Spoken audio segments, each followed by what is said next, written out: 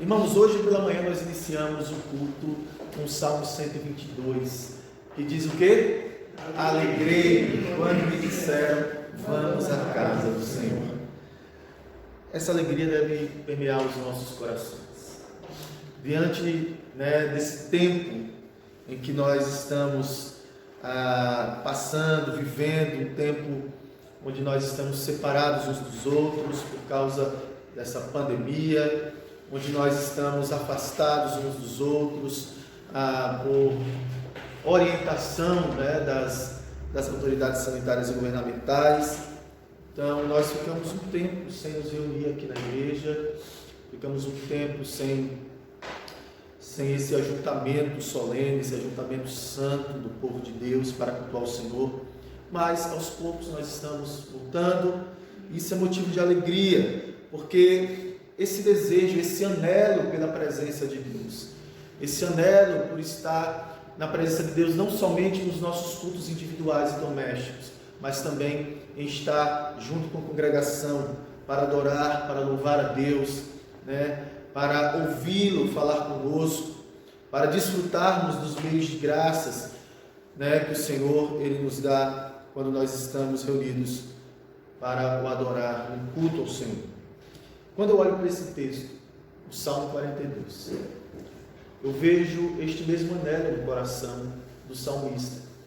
Este é um salmo conhecido como, o título diz, ao mestre de canto, salmo dado pelos filhos de Corá. Corá era uma família de levitas, homens que foram levantados para o louvor no templo, no santuário do Senhor. Mas alguns dos grandes teólogos, eles defendem que esse salmo é um salmo de Davi. É um salmo de Davi e é um salmo que está localizado no segundo livro do Saltério, que vai do capítulo 42, do Salmo 42 ao 72. Para quem não sabe, o Saltério, o livro de Salmos, ele é dividido em 5 livros. E esse salmo ele está localizado justamente no segundo livro, é o primeiro salmo do segundo livro. Enfim, então, nós encontramos, irmãos, nesse salmo, Calvino é um desses que defende que aqui foi Davi que escreveu esse salmo, e Davi, ele aqui quer mostrar o anelo da alma dele, o desejo de estar no santuário do Senhor, quando ele esteve fugido de Saul. Alguns acreditam que aqui foi no exílio de Davi, quando ele fugia do seu filho Absalão, quando tomou o seu trono.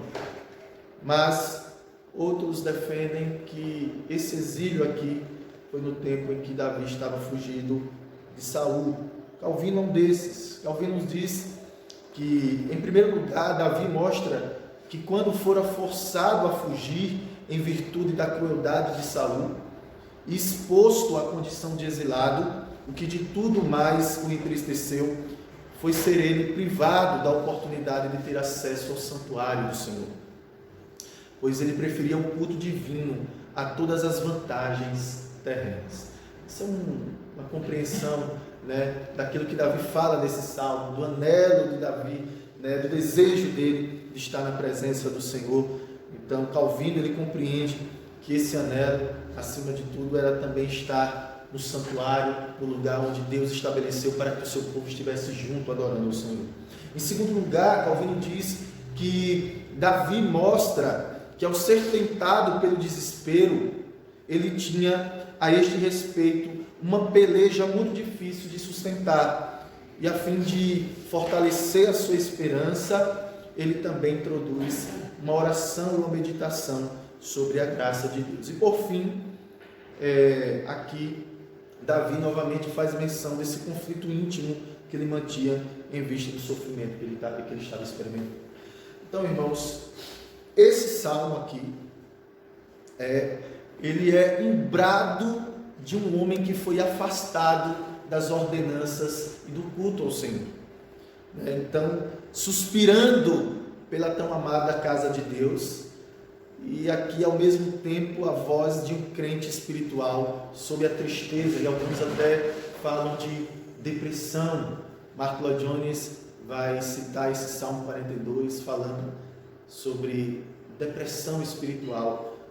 John Piper também utiliza esse texto para também pregar e dar esse tema ao seu sermão, depressão espiritual. Mas o fato é que aqui o salmista está desejando ardentemente a renovação da presença divina, lutando com dúvidas e medos, mas ainda permanecendo firme pela fé no Deus vivo, porque ele espera que o Senhor ainda virá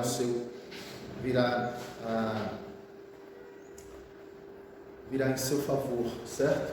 Então vamos para o texto em si, e nós encontramos aqui nos 2 primeiros versículos, no versículo 1 e no versículo 2, esse desejo que o salmista Davi expressa então em querer estar na presença do Senhor.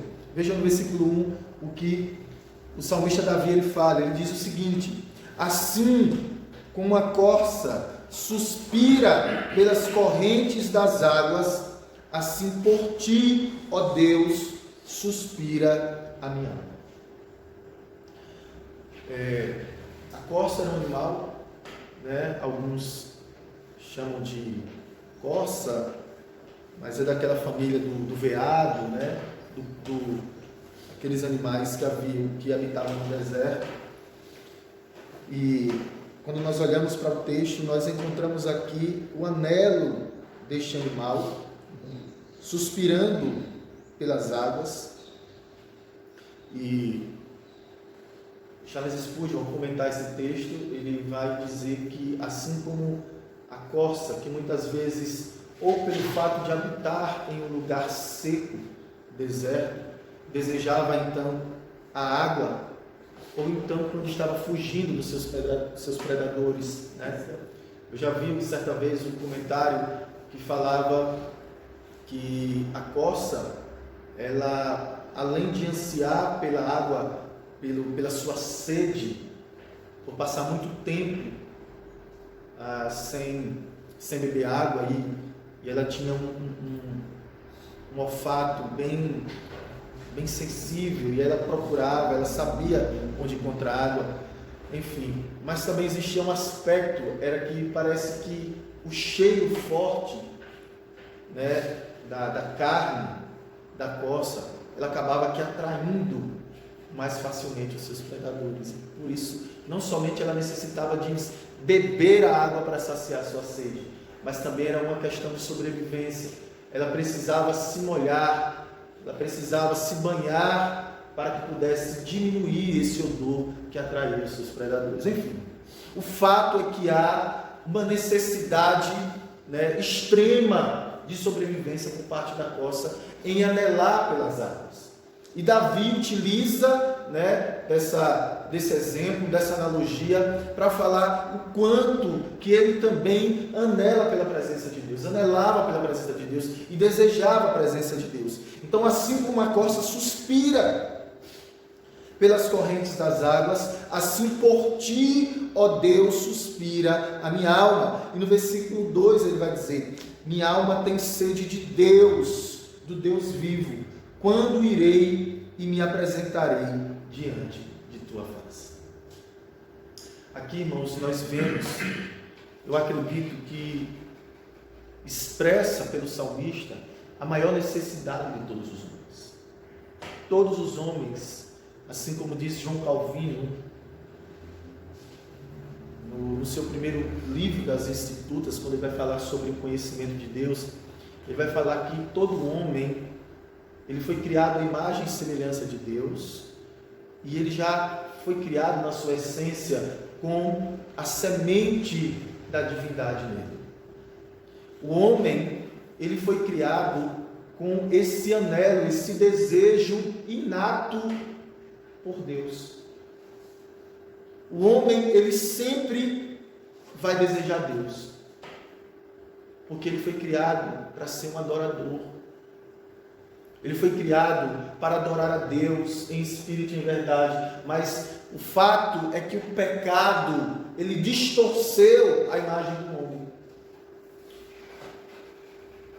O pecado ele afetou o homem de tal maneira em todas as suas estruturas, intelectual, emocional e espiritual, ao ponto que o homem ele foi afastado de Deus, ele está afastado de Deus por causa do pecado, por causa da morte espiritual que o pecado promoveu na vida do homem. Quando o homem ele não encontra, quando ele não é encontrado com o verdadeiro Deus, ao ponto do seu coração agora estar voltado para anelar o verdadeiro Deus e saciar-se na presença do Senhor, como Davi, ele vai de alguma forma cegamente tatear em busca de Deus. E quando ele não encontra o verdadeiro Deus, ele vai em busca com certeza de falsos deuses. E ele criará ídolos para adorar. Por isso que João Calvino diz que o coração do homem é uma fábrica de dor. Então, pelo fato do homem ele ter em sua essência essa semente da divindade, o homem ele anela por Deus. E Davi expressa a mais profunda, o mais profundo desejo de alguém que conhece o verdadeiro Deus e que pratica a verdadeira adoração. E todos nós que somos servos de Deus, povo de Deus, igreja do Senhor, que fomos alcançados pelo verdadeiro Deus, que fomos libertados da escravidão do pecado, que fomos libertados de toda espécie de idolatria, por mais que ainda somos, de alguma forma, assediados a construirmos ídolos para nós mesmos. O homem é inclinado para criar ídolos para si, mesmo aqueles que foram regenerados. Mas o fato é que se nós somos e fomos alcançados por Deus, nós conhecemos o verdadeiro Deus, nós precisamos anelar. Nós precisamos desejar estar na presença de Deus. Um dos fatos inequívocos é que esse tempo de afastamento social nosso nos ensinou uma coisa: que nós precisamos amar a presença de Deus e que nós devemos valorizar o culto doméstico, o culto individual. Enquanto nós estávamos com essa liberdade de estarmos juntos, reunidos na casa do Senhor, nós negligenciamos o culto doméstico. Já não havia mais culto doméstico. E aqui eu conclamo principalmente os homens. Deus colocou-os nos seus lares, no seio da sua família, como sacerdotes. Vocês são responsáveis por conduzir a família de vocês no culto ao Senhor. Se vocês negligenciarem isso, Deus cobrará de vocês. Cobrará de vocês o fato de vocês não estarem pastoreando a família de vocês. Deus deu pastores à sua igreja. Amém. Mas os pastores, especificamente da família de vocês, são vocês. Vocês não devem estar esperando pelo pastor da igreja. O pastor da igreja vai estar direcionando vocês, vai estar de alguma forma pastoreando também, mas a responsabilidade no lar de vocês, de pastorearem a casa, a família, a esposa, os filhos, a responsabilidade é do sacerdote do lar. Então Deus tem nos ensinado. Nós precisamos valorizar o culto doméstico, valorizar, o culto familiar, o discipulado. Nós somos responsáveis para discipular os nossos filhos, para acompanhá-los, para ensiná-los, para instruí-los, enfim. Mas, sem dúvida nenhuma, depois desse tempo longe desse culto na casa do Senhor, aí agora Deus começa a nos trazer outro ensinamento, nos dá outro ensinamento, que é o ensinamento, a importância de nós estarmos reunidos como igreja para cultuá-lo na casa do Senhor. E aqui nós vemos Davi com esse mesmo anseio. Davi, ele está fugido da sua terra, ele está longe da casa de Deus, do santuário, lugar que Deus estabeleceu para o sacrifício.